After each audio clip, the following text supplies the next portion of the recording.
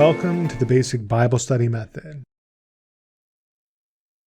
The Basic Bible Study Method is a 7-step method to study Scripture. The 7 steps are read, observe, question, research, answer, compare, and comment. In this video, we're going to be teaching you briefly about each of these 7 steps.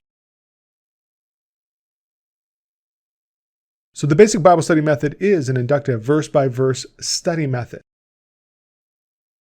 This method works with all versions of the Bible. You don't need to go buy a new Bible. You can use online Bibles.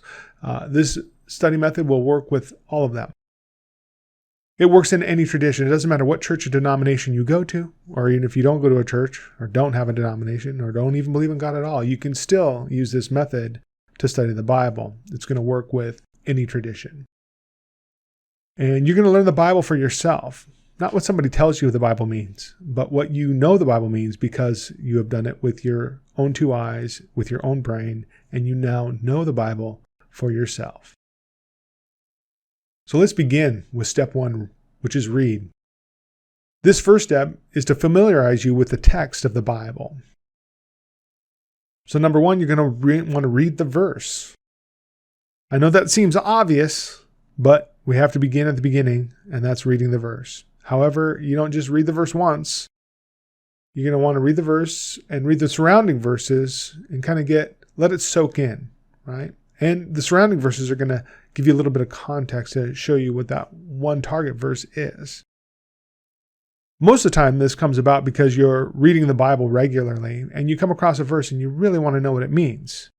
So you've read maybe around some of the surrounding verses. You're kind of curious. And that's your regular Bible reading has kind of led you to this point. However, if you're not reading the Bible regularly, you're going to want to do that because when you study Scripture a verse at a time, a broad knowledge of Scripture is also very helpful. Things that you've read, you're going to remember and you're going to apply into the verse that you're studying. 2, you're going to make some observations. After reading, the task is to make some initial observations. You want to make sure you have read the verse right. There's a lot of mistakes that are made when you just read a verse out of context. You pull it out of the text and you draw conclusions, and sometimes the verse can mean the exact opposite of what you think it means. So you're going to want to make sure you read the verse right, you read it a few times, and kind of make those initial observations as to what the verse is talking about. So that means you're going to want to look at the context. Just like you want to read things in context, you want to make your observations in context. In fact, context cannot be stressed enough. The first 3 rules of biblical interpretation are context, context, context. You want to make notes about your initial observations. That's because over the course of this, you may forget what you thought of first when you read the verse. Some of the things you think at first are going to be absolutely correct. Some of them are going to be absolutely incorrect. And some of those are going to be half correct, half false, or some mixture. So those initial observations, when you make notes about that, you'll see what you're getting out of your Bible study lessons, or your Bible study sessions. 3, questions. Observation always leads to questions. Questions need to be written down. Why are we recording everything? You can actually voice record it. You can write it down. Why are we recording everything? Well, we're doing that because we don't want to lose anything, right? We don't want to forget something later on. And memories can fail. Your memory fails you, or you remember things wrong. The way to keep it fresh and to make sure that you can refer back to it is to write it down so that you know exactly what you were thinking. So you want to brainstorm as many questions as possible. That's because you want to have choices, and you want to say one question might lead to another question, or one question might be better than another question, or one might drive you on further. Why do we want to do this? Because we want to follow our curiosity. So follow your curiosity. That's going to drive you to find answers. Don't research things that you don't care about. This is not a homework assignment. You're not a drone. You want to know. So follow your curiosity. Your curiosity drives you. You're going to want to pick at least one question to follow up with first. Now, the reason that you do this is because you can then apply focus to that question. Now, that question might lead to other questions, maybe even questions you didn't even brainstorm. Go with the question that's really driving you. So pick one, the one that's kind of driving you the most, and follow up with that one first. Next, research.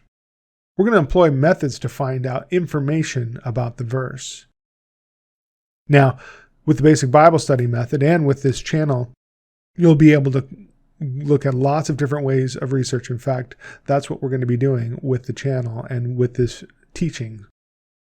There are a variety of tools that you can use to do research. There's online tools, there's offline tools, also called books. Some of the best stuff are in books. Not everything is online. And there's just different methods, I wouldn't call them tricks, different ways to get information out of the Bible. And the reason is because the Bible is not just some static book. It actually, self-interprets. It interprets itself. And there's a lot of cross-referencing that goes on there. So there's different ways to look, different facets to look at in Scripture.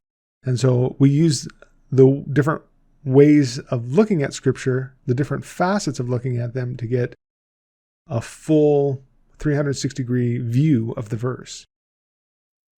So these methods and these tools we're going to be teaching here on this channel in detail. So you'll want to make sure that you keep track with us, subscribe, like, that kind of thing. Let's move on to the next step, answer. You want to write down the answers that you find or record them. Write them down, record them.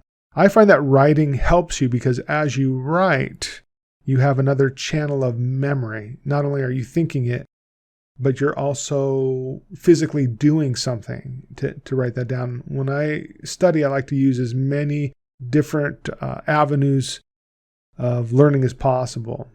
Sight, sound, touch, feel. And the touch and feel is obviously with writing. So you want to compile your data, compile the data. You've got lots of data, you've got lots of verses. Compile them down and pick the ones that are going to give you a good answer. You're going to draw conclusions about what you have found. That's what the answers are. They're conclusions that you've drawn based on the data that you've compiled. And finally, you'll record your full answers. Answer your question as fully as possible. And you want to do this before you do the next step, which is comparing. Comparisons is when you consult commentaries to find out what you may have missed. The reason you consult commentaries now is because now you have something to say about the verse. You've thought, you've researched, you've answered some things. Now you can look at commentaries and see what they think. You're in a position to look at other commentaries now. Before you weren't. Many times Bible study consists of going to the store or getting a Bible online, have study notes in the Bible. You read a verse, you go down to the study notes. Oh, that's what it says. Now I know what the Bible says. Continue on. However, you just know what the person who compiled the study notes thinks. You might not necessarily know what you think. So you definitely want to know what you think. And now you're in a position to do so because you've answered some questions. You're going to interact with a range of commentaries, and I would encourage this. The reason is because you don't want to just get commentaries from people you agree with. You also want commentaries to look at them from people that you don't necessarily agree with.